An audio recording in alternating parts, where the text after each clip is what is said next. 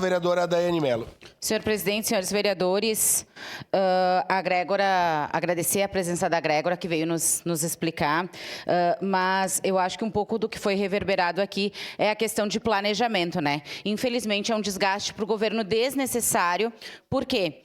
Porque ele vem em regime praticamente de urgência para nós, porque ontem foi colocada a pauta para nós, ontem depois do meio-dia, e hoje tem que ser aprovado para darmos continuidade, ter redação final aprovada, assinada, né? Então é o governo nos dando um trabalho que para um projeto de lei que nós protocolamos tem que passar por tudo, passa pela comissão, depois demora, vai para outra, e vai para um órgão, e vai para outro, para voltar e vir para a votação.